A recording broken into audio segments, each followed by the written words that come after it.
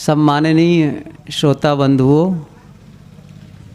एवं श्रद्धा मूर्ति देवियों, आसपास जो भाई लोग यहाँ की आवाज़ सुन रहे हैं, उन सबसे मेरा निवेदन है कि आप लोग थोड़ा समय के लिए कुछ विचारों को सुनने में मन लगाएं।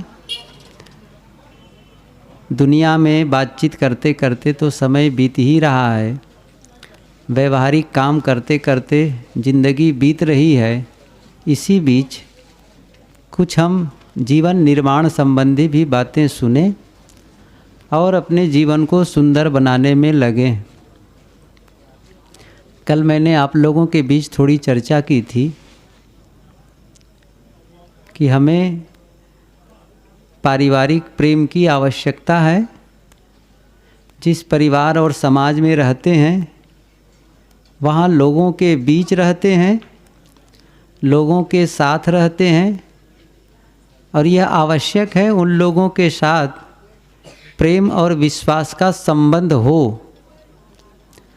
जिन लोगों के साथ रहें आपस में मनमुटाव हो, संघर्ष हो, यह अच्छा जीवन नहीं है।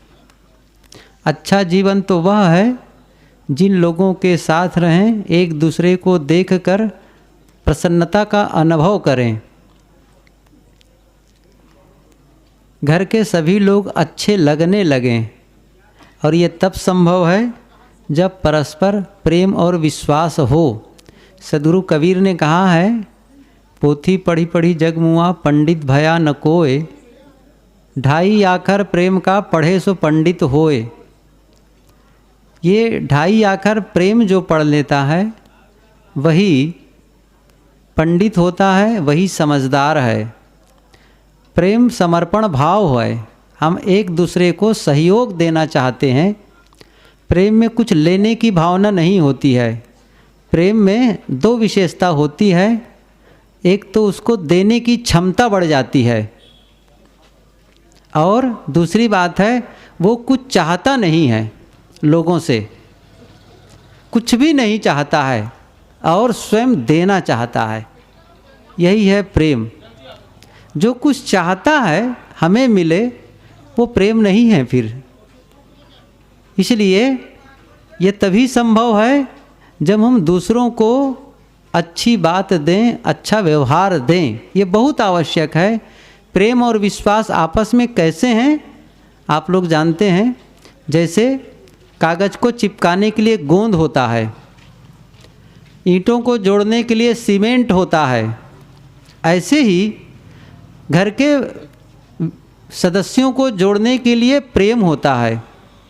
ईंटों के बीच से सीमेंट निकाल देते हैं तो ईंट बिखर जाती है। ऐसे ही जब हम परस्पर में जहाँ प्रेम कम हो जाता है वहाँ लोग बिखरने लगते हैं। बहुत मधुर संबंध है पति और पत्नी का। आरंभ में दोनों में जो प्रेम और जो आकर्षण होता है, धीरे धीरे वो कम होने लगता है, और तब एक दूसरे का साथ रहना पसंद नहीं करते हैं। और यदि प्रेम प्रगाढ़ है, प्रेम मजबूत है, एक दूसरे के प्रति विश्वास का भाव है, तो फिर साथ साथ रहना अच्छा लगता है। और यही बात पिता पुत्र की है, यही बात भाई भाई की है। भाई भाई में परस्पर प्रेम होता है तो साथ रहने का मन होता है, और जब प्रेम कम होता है, एक दूसरे के प्रति विश्वास कम होता है, तो साथ रहने का मन नहीं होता है। मैंने कहा ना, जैसे ईंटों को जोड़ने के लिए सीमेंट होता है और सीमेंट के अभाव में ईंट बिखर जाते हैं, ऐसे ही प्रेम और विश्वास के अभाव में परस्पर बिखराव हो जाता है।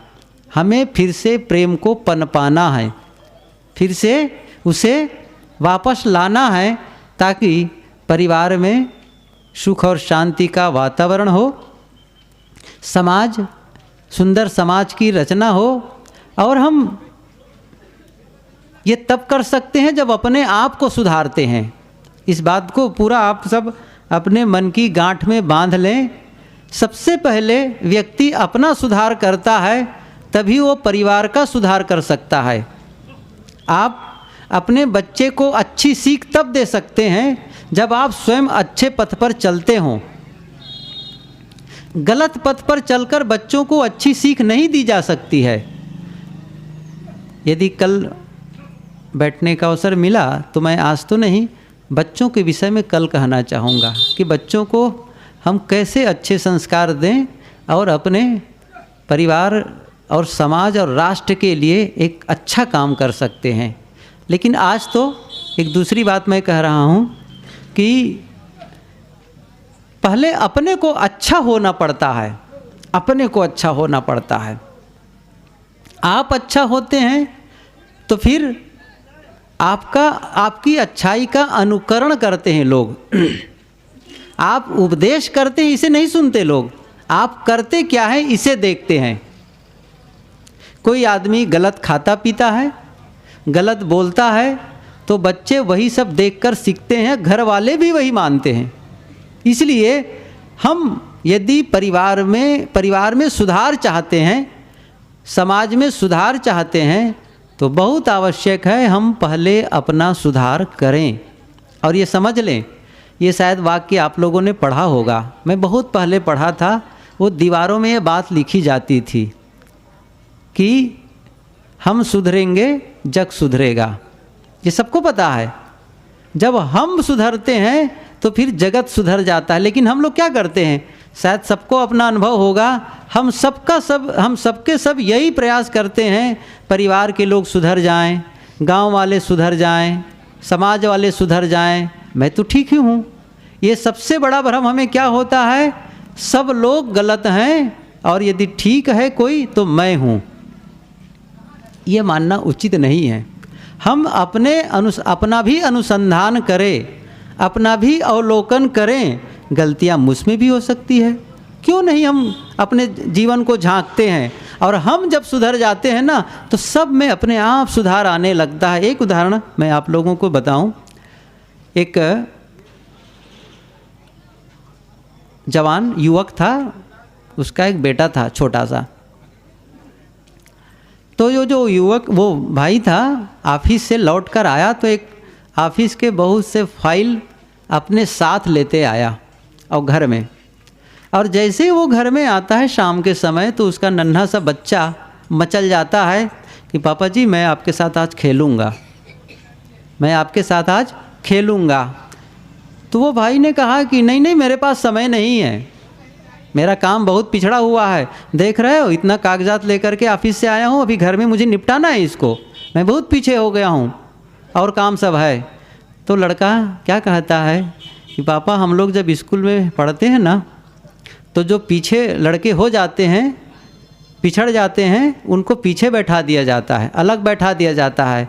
तो आप जब पिछड़ गए तो आपको अलग क्यों नहीं बैठा दिया जाता है। उसके पापा ने कहा ये विद्यालय का मामला अलग है और ऑफिस का मामला अलग है। तो फिर उन्होंने कहा नहीं नहीं मुझे खेलना ही आपके पास में।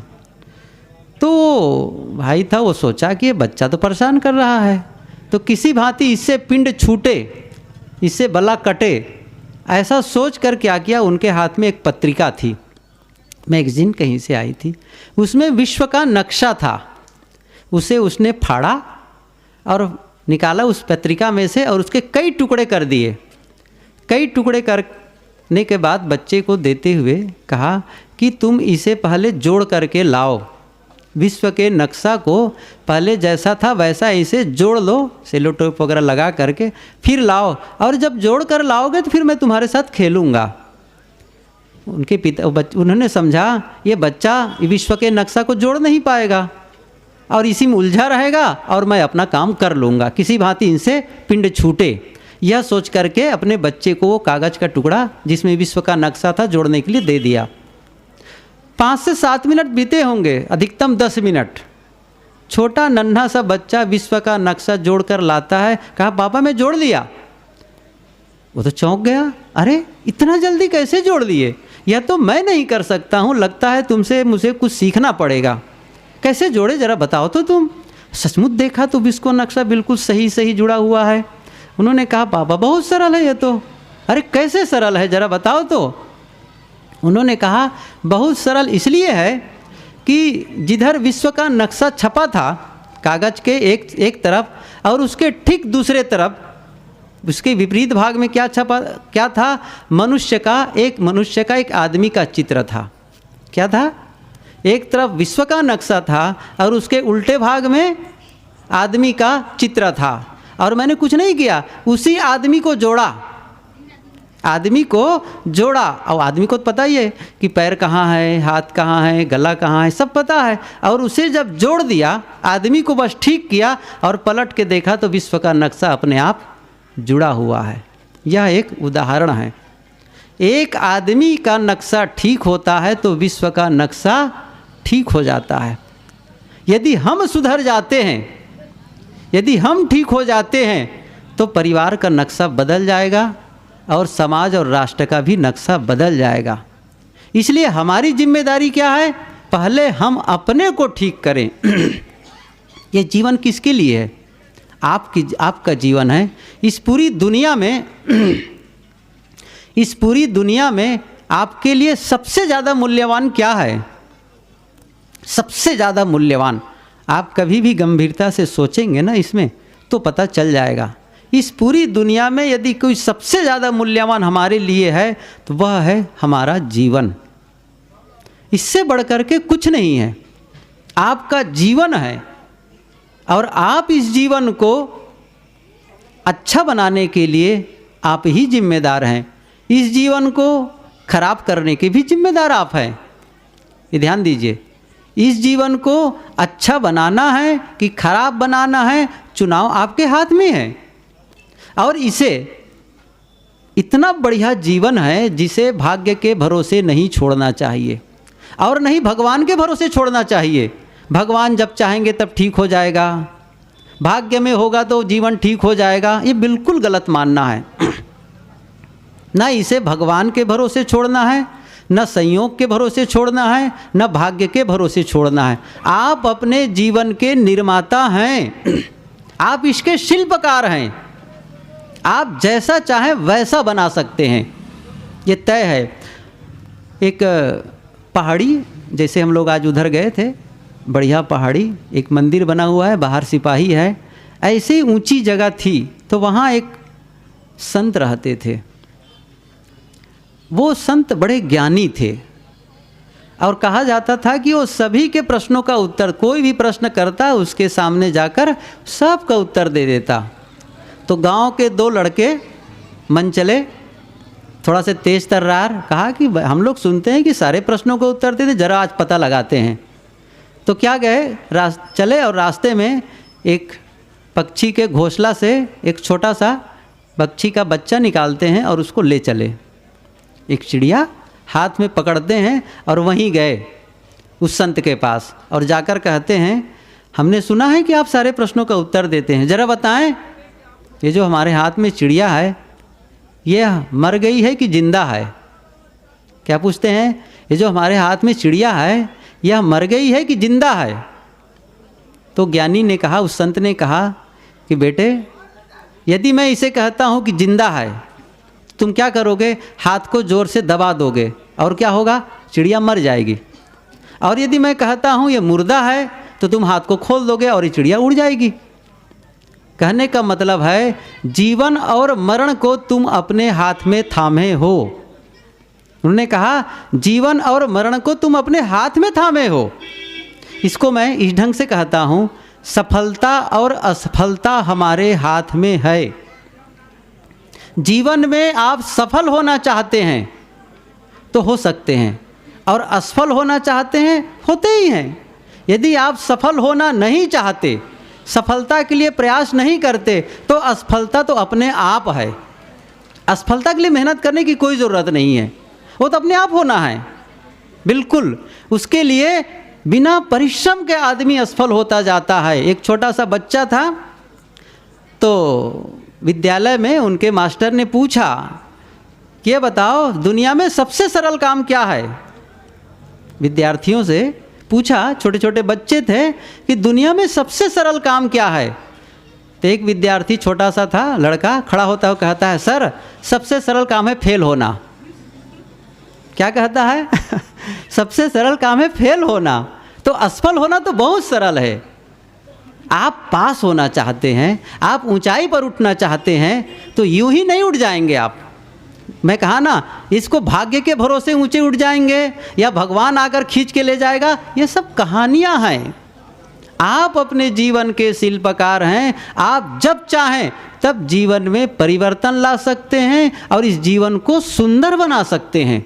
ये ध्यान दीजिए, यह जीवन इतना मूल्यवान है, इतना मूल्यवान है कि इसका हर अंग बेहद महत्वपूर्ण है, हर घड़ी महत्वपूर्ण है। लेकिन हम इसको इतना बर्बाद करते हैं, इतना इसका दुरुपयोग करते हैं कि जीवन हमारे लिए अभिशाप हो जाता है। ये शक्ति आपके पास है। विज्ञान, कोई भी शक्ति अपने आप में न वरदान होती है और न अभिशाप होती है, चाहे जो शक्ति हो। प्राप्त शक्ति का सदुपयोग हमारे लिए वरदान है और प्राप्त शक्ति का दुरुपयोग हमारे लिए अभिशाप है। बिजली है, बिजली से आप भोजन बना सकते हैं, बिजली से आप खाना पका सकते हैं और इसी बिजली से आप किसी आदमी को भी पका सकते हैं। इसका आप सदुपयोग करते हैं या दुरुपयोग, निर्भर आप पर है। ऐसे ही मानव जीवन एक शक्ति संपन्न जीवन है। इसीलिए कहा जाता है ये सर्वश्रेष्ठ प्राणी है। कल मैंने उदाहरण दिया था, मनुष्य और पशु में अंतर है। बहुत सी बातें हैं, इन सब बातों का विस्तार करने का अवसर नहीं है कि क्या क्या अंतर है, कैसे हम विशेष हैं।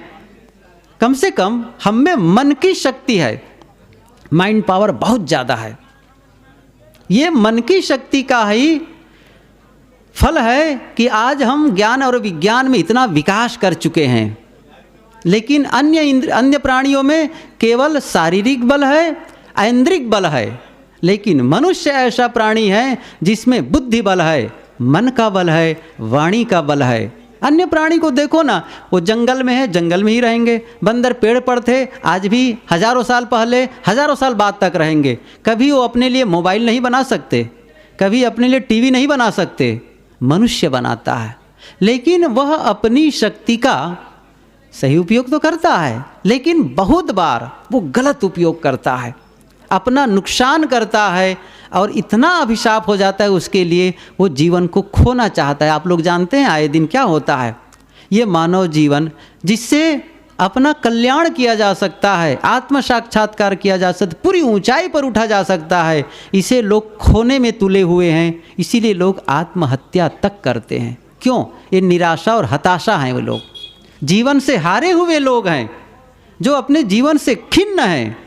यह जीवन मिला है आनंद से जीने के लिए, जब तक जिए सुख से जिए।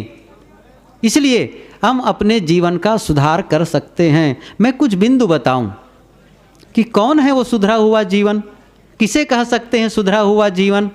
क्योंकि किसी को कहो ना आपका जीवन बिगड़ा है तो नाराज हो जाएगा।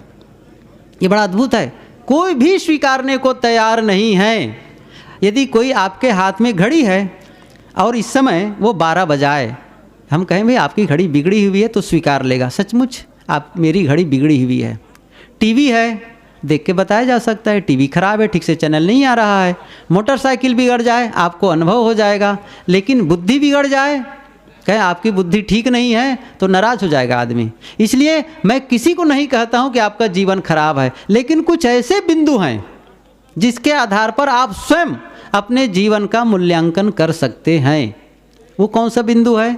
बस सबसे पहला बिंदु यदि कुछ है, वह है व्यसन मुक्त जीवन। बस छोटा सा है यह सूत्र, इतना सा हम काम कर ले जाएं। सुधरा हुआ जीवन किसे कहते हैं? अच्छा आदमी शब्द बदल कर कह सकते हो, अच्छा आदमी कह सकते हो, जीवन सुधरा हुआ कह सकते हो, कोई बात नहीं। पहला यदि बिंदु है व्यसन मुक्ति जीवन, जिसके जीवन में कोई दुर्व्यसन नहीं है,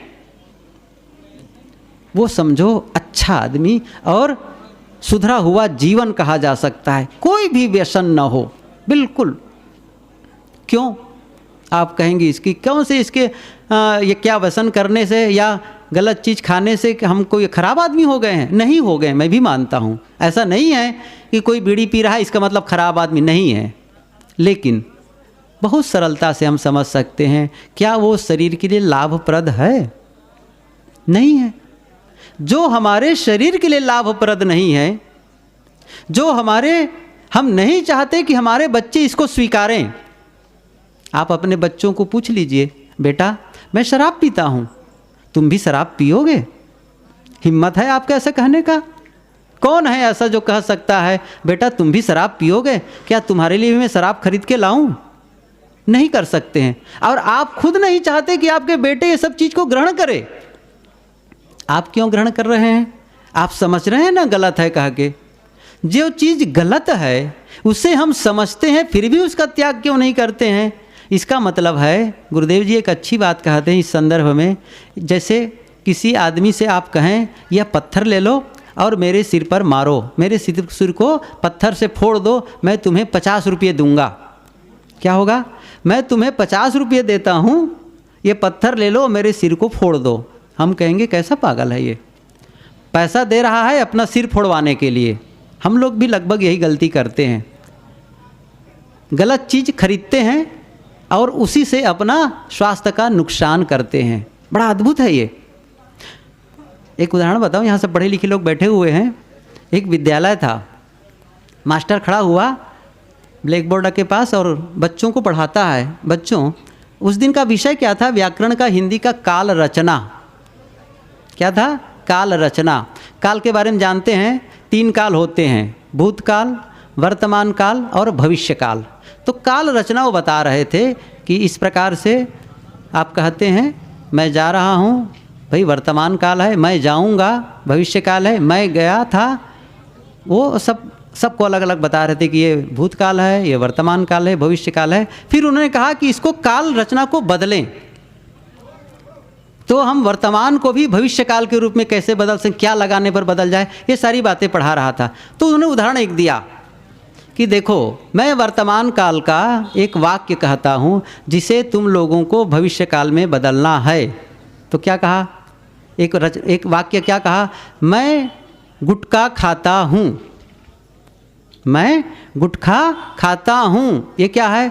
वर्तमान काल। इसे भविष्य काल में बनाना है। तो लड़के खड़े हुए, एक ने कहा मैं गुटखा खाऊंगा। इसका मतलब क्या हुआ? भविष्य काल यही है ना, मैं गुटखा खाऊंगा। अभी क्या है? वर्तमान में मैं गुटखा खाता हूँ। तो उसने कहा मैं गुटखा खाऊंगा, ये इसकी भविष्य काल की रचना है। एक लड़का चुप रहा है, वो बोला ही नहीं। तो कहा सब लोग इसको कह रहे हैं ठीक है, तुम क्यों नहीं कहते हो? कि सर ये सारे बच्चे हैं ना, वो आधा सत्य कहते हैं। सही नहीं है ये उत्तर, सही है लेकिन आधा सत्य है। तुम ही बता दो पूरा सत्य क्या है। आज तक तो हम यही समझते थे मैं गुटखा खाता हूँ, ये वर्तमान काल है, लेकिन मैं गुटखा खाऊंगा ये भविष्य काल है। तो उन्होंने कहा सर आप गुटखा खाते हैं अभी, ये वर्तमान काल है, और भविष्य काल है आप गुटखा खाएंगे। लेकिन इसका एक और है, आधा सत्य है। पूरा सत्य क्या है? यदि आप अभी गुटखा खाते हैं तो भविष्य में आपको कैंसर होगा, ये पूरा सत्य है। ये क्या है? ये पूरा सत्य है। ये नहीं कि केवल गुटखा खाऊंगा। पूरा सत्य क्या है? आप वर्तमान में गुटखा खाते हैं तो भविष्य में आपको कैंसर होगा, यह है पूरा सत्य है। पहली बात मैंने क्या कही? पहला ही बिंदु कहा है आज तो, और तो आगे कितना है वो आप लोग सब समझते हैं, उसको मुझे ज़्यादा उघाड़ना नहीं है। बस इतना सा है, व्यसन मुक्त जीवन। आप कभी भी कल्पना करिए, हाथ में एक पाउच रख लीजिए तंबाकू का, गुटखा का हाथ में रखिए और ज़रा उनसे पूछिए थोड़ा सा, ऐ गुटखा मैं तुम्हें खाने जा रहा हूँ, क्या इससे मेरा स्वास्थ्य अच्छा होगा? क्या मेरे दांत में चमक बढ़ने वाली है? क्या मेरे पैसे बढ़ने वाले हैं? क्या मेरे बच्चों को अच्छा आदर्श मिलने वाला है? क्या इससे मेरा सुखद भविष्य बनने वाला है? हाथ में रखा हुआ गुटखा बोलेगा, यदि आप उनसे पूछे तो। लेकिन पूछते नहीं ना, समस्या ये है। कभी भी रख के पूछिए तो क्या उत्तर देगा पता है? उसका उत्तर आएगा मूर्ख कहीं का, मुझे खा रहे हो, दांत खराब कर रहे हो, आंत खराब कर रहे हो, मुंह खराब कर रहे हो और आने वाली पीढ़ी के लिए एक गलत आदर्श स्थापित कर रहे हो। तो फिर हाथ का गुटखा मुंह में जाएगा कि ज़मीन में जाएगा? कभी विचारा है हमने? व्यसन मुक्त जीवन सुधरा हुआ जीवन का पहला लक्षण है। यदि बंधुओं हम लोग यहाँ आए हैं, आप लोग क्या खाते हैं क्या नहीं खाते ये हम नहीं जानते। हमारा एक निवेदन है, बस हम विनम्र निवेदन कर सकते हैं, किसी को झकझोर कर उस पर बलात् हम थोप नहीं सकते ऐसा ही करो। लेकिन मैं पूछता हूँ, यदि ऐसा आप काम कर लेते हैं, इन गलत आदतों को छोड़ देते हैं, तो फिर आप किसका हित करते हैं? अपना तो करते हैं, और अपना ही नहीं करते, आप यदि गलत आदत को छोड़ते हैं आप अपने परिवार का हित करते हैं, आप समाज का हित करते हैं, और सुंदर राष्ट्र निर्माण में आप सहयोगी बनते हैं। सुंदर राष्ट्र निर्माण करना है, ये हम हल्लत बहुत करते हैं कि हमको सुंदर राष्ट्र का निर्माण करना है। एक बार 3 लड़के युवक आए गुरुदेव जी के पास, कहा कि हम लोग समाज की सेवा करना चाहते हैं लेकिन समझ नहीं पाते कि शुरुआत कहाँ से करें। वो क्या कहते हैं, हम समझ नहीं पा रहे हैं हम शुरुआत कहाँ से करें। गुरुदेव जी ने कहा बहुत अच्छा, तुम लोगों की बात सुन करके मुझे बड़ी प्रसन्नता हुई, समाज सेवा करने जा रहे हो, लेकिन ज़रा यह तो बताओ तुम समाज की सेवा कर रहे हो, समाज सुधार करना चाहते हो, तुम पहले अपना सुधार किए हो कि नहीं किए हो? तो तीनों एक दूसरे के मुंह देखकर हंसने लगे कि मतलब कि तीनों बीड़ी पीते थे। सोचिए ये समाज सुधार करेंगे? कौन करेगा समाज सुधार? पहले अपना तो सुधार कर लो। अपना सुधार हम नहीं कर पा रहे हैं और हम क्या झंडा लहरा रहे हैं, हम समाज सुधारक हैं, हम देश का उत्थान करेंगे। भगवान आप पहले अपना उत्थान कर लीजिए और देश का अपने आप उत्थान हो ही जाएगा। एक अंश यदि सुधरा तो फिर आगे भी सुधार की संभावना है। कम से कम ये गलत जो हमें प्रत्यक्ष अनुभव हो रहा है और नज़रों नज़र देख रहे हैं, सरकार भी नहीं चाहती कि इसको खाएं इसको रखें कह के, लेकिन लाठी के बल पर किसी को सुधारा नहीं जा सकता है, ये भी नियम है। कानून के बल पर यदि बदल दिया जाता तो आज तक बदल गया होता। पुलिस के बल पर यदि सुधार होता तो हो गया होता।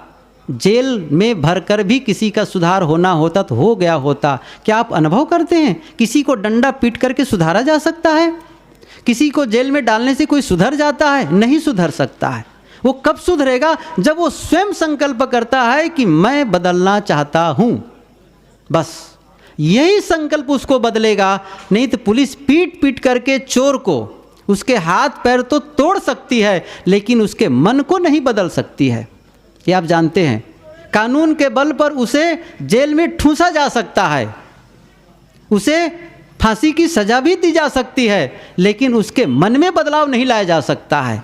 मन में बदलाव तो तभी आएगा जब व्यक्ति खुद चाहेगा कि मैं बदलना चाहता हूँ, और आप यदि नहीं बदलना चाहेंगे तो कोई भी आपको नहीं बदल सकता है। ये तय है, मेरे कहने से नहीं बदलेंगे आप, ये तय है। मैं तो एक आपके अंदर जो शक्ति है परिवर्तन की, उसी शक्ति को थोड़ा सा मैं पुश कर देना चाहता हूँ, उसको थोड़ा उखाड़ने का प्रयास करते हैं। सारे संत वही करते हैं। आपके अंदर वो पूरा बल है। जिस शक्ति से आदमी अपना नुकसान करता है उसी शक्ति से वह अपना हित भी कर सकता है। ये उनमें बल है, इसलिए वह उसे जब चाहे उसका त्याग कर सकता है, अच्छे पथ पर चल सकता है, अपना वह सुखी जीवन जी सकता है। मैंने आज केवल एक बिंदु कहा आप लोगों के बीच, जैसा कि आप सब अच्छी तरह से जानते हैं आज विश्वकर्मा की आज जयंती है, उनके उपलक्ष्य में यहाँ कुछ कार्यक्रम होने जा रहा है। और देखिए मैं ऐसी कोई बात नहीं कहने जा रहा हूँ जिस बात को आप लोग नहीं जानते हैं, बस जानते हैं उन्हीं बातों को याद दिलाना है। जैसे कहते हैं ना, हनुमान जी अपनी शक्ति को भूल गए थे और हनुमान जी उसको याद दिलाए कि लंका तुम एक समुद्र तो लांघ सकते हो। बस वो पर्वताकार हुए और समुद्र लांघ गए। और अब आप जितने लोग बैठे सब हनुमान जी, शायद इसीलिए हनुमान जी की जय भी कोई बुला रहा है। सब लोग हनुमान जी हैं और सबके अंदर वो शक्ति है अपने जीवन सुधार की। और आप शायद अपनी शक्ति को भूल गए हैं। यदि उस शक्ति को याद करें, आप अपने जीवन में क्रांति ला सकते हैं और एक अच्छा जीवन जी सकते हैं, अच्छा नागरिक बन सकते हैं और अपने देश के लिए